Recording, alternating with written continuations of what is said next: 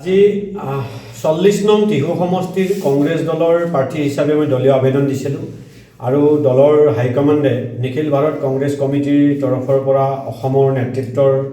সহযোগত আজি মই দলীয় টিকেট লাভ কৰিছোঁ। প্ৰথমতে মই নিখিল ভাৰত কংগ্ৰেছ কমিটিৰ সন্মানীয় সভাপতি মল্লিকাৰ্জুন খাৰ্গে ডাঙৰীয়া,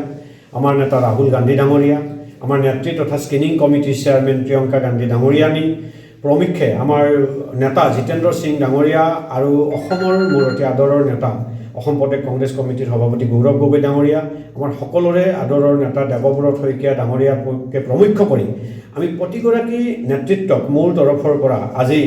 মোৰ দৰে এটা দুখীয়া ঘৰৰ ল'ৰা দুবাৰকৈ দলীয় প্ৰাৰ্থিত্ব দি যি সাহস দিলে, ৰাইজৰ বাবে যি এটা মেছেজ দিলে, কংগ্ৰেছ দলৰ প্ৰতি যি মিছা অভিযোগ বিজেপিয়ে তুলি থাকে ইয়াৰ এটা প্ৰত্যুত্তৰ হিচাপে দিলে। আমি আশা কৰিম এইবাৰ এই নিৰ্বাচনটোত আমি বহুত ভালকৈ যুঁজিম আৰু বহুত ভোটত আমি বিজেপিৰ প্ৰাৰ্থীগৰাকীক পৰাজিত কৰিম। সকলোকৰ সহায় সহযোগ, অসমৰ ৰাইজৰ সহায় সহযোগ আৰু বিশেষকৈ ৪০ নং